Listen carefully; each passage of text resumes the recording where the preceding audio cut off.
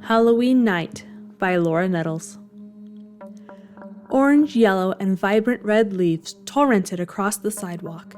The wind played with them without thought for the wishes of mortals. Lucy's hair whipped in her face, obscuring her vision as she ran towards home. Her arms were filled with a pumpkin for carving, so she could not fix her wind-blown locks or her twisting skirt. She was late to babysit her little brother this Halloween night. There were only a few minutes before the trick-or-treaters would begin to show up. Running up the walkway to the front door, she finally found cover from the onslaught of leaves. She placed the pumpkin down, shuffling through her keys, and opened the door to the 2-story suburban house she had lived in all 17 years of her life.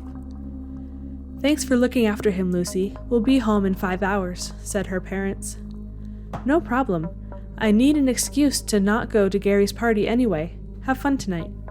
Lucy waved goodbye to the pair as they left in the family car.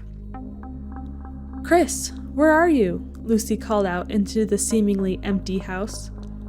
Orange and purple lights twinkled in festive displays around the rooms, bringing a comforting sense of home. She put out newspapers to get ready for pumpkin carving on the counter island in the kitchen.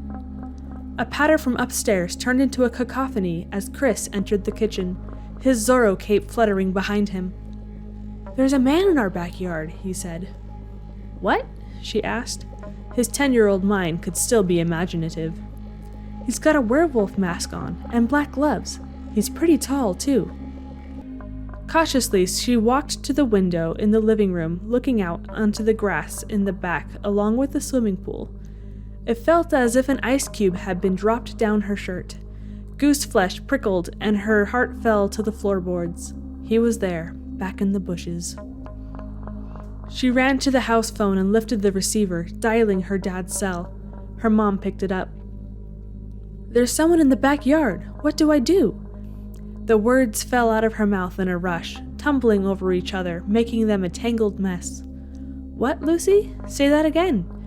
Alarm had entered her voice. "There is someone in the backyard," Lucy hissed. "An adult or a kid?" "A man. He's wearing a mask. What do I do?" "Call the police. We're on our way home now," her mom said. "Okay, see you soon." Lucy hung up the phone and immediately picked it back up to dial 911.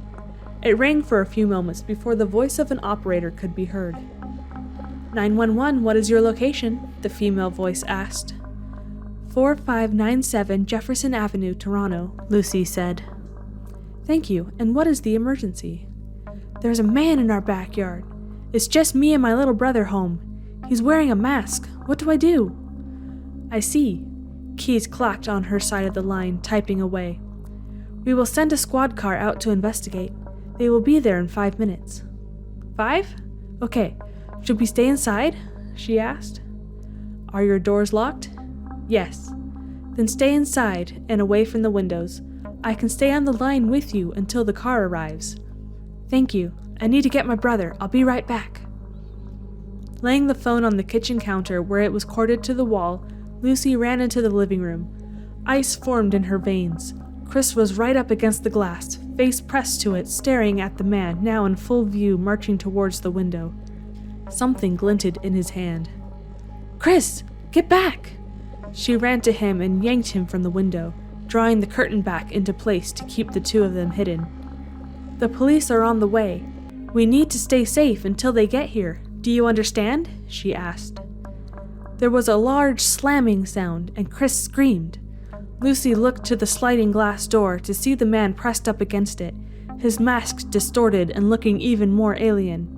He had a knife he was working between the door and the wall, trying to jimmy the lock or pry the door open.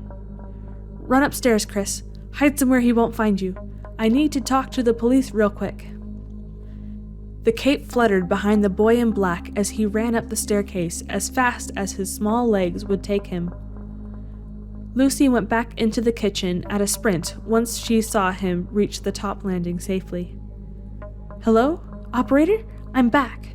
The man is trying to get in the back door. He has a knife and is working on the latch." "Okay, miss. You need to stay calm and describe him to me as much as possible. A small snick caught Lucy's attention more than the voice of the emergency operator. "He's inside." Leaving the phone on the counter, Lucy grabbed the large knife she had set out for carving and crouched behind the island counter in the center of the kitchen.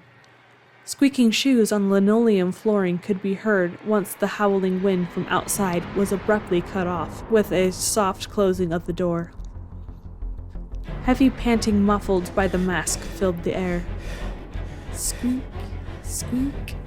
Shuffling footsteps approached the kitchen, where the operator could be heard faintly on the phone. Lucy stifled her own breathing. A gravelly sound of a heavy smoker chuckling filled the small room. Lucy looked up and saw him leaning over the island, staring straight down at her. Screaming, she slashed out at the intruder with the knife, but he leaned back out of the way, brandishing his own blade, catching hers and knocking it out of her hand, sending it careening into a wall where it stuck quivering. Defenseless, she screamed again, backing away from the counter and into the sink. Desperately, she crouched down and whipped out the long-neglected fire extinguisher as the mountain of a man lumbered to her side of the island. She brandished the extinguisher before her and sprayed the man with thick foam, aiming mostly at his face where his dark eyes were visible through the rubber monstrosity of a mask. He cried out in surprise, but she dashed around him and into the living room. She could not go outside and abandon her brother. She looked at her watch. 3 more minutes until the police would arrive. Glancing against the wall, she waited for the masked man to emerge. Once his head came around the corner, she bludgeoned him with the fire extinguisher, causing him to slip and fall backwards, his head cracking on the linoleum. As he lay there, she finally got a good look at him. His wrists were a pale white, like a person who never got to see much sunlight. The shirt he wore was ragged, as if one of his last possessions. His shoes were huge, but the soles were becoming detached. Maybe he's just down on his luck. But he's still dangerous, she thought. "Chris, I think I got him. We need to get to Mike's house across the street," Lucy yelled over her shoulder, shoving her shocked feeling into the back of her mind. When she looked back down, the man was already stirring despite his possible concussion. Gloved hands writhed for purchase on the slick floor wet with flame-suppressing foam. A deep groan rose from his mask. In desperation, Lucy raised the fire extinguisher once again and slammed it into the mask's forehead. Once, twice, thrice. He did not move. "What am I thinking? That was overkill," echoed through her mind. Shaking herself, she looked down at her watch once again. There were 2 minutes left until the police would show up. Chris sprinted up to her, eyes wide behind his Zorro mask. "Did you kill him?" he asked, voice trembling. "I don't know, but we gotta go. He might try and get up again."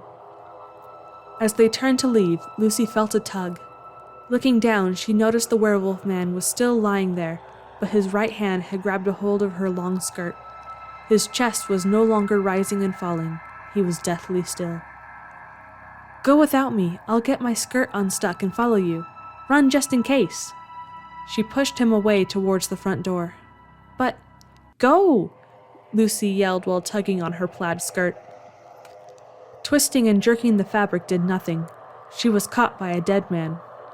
"You're a murderer, Lucy. You can't make this worse now. He's already dead." After a moment of hesitation, she once again raised the fire extinguisher above her head and slammed it down on the fist keeping her captive. She could hear the small finger bones splinter and crack on impact, but she was free. Gathering her skirt around her, Lucy fled to the neighbor's house to console Chris and wait out the last minute for the police to arrive. They were safe. She was a murderer, and he would haunt her nightmares, but they would live to see another Halloween.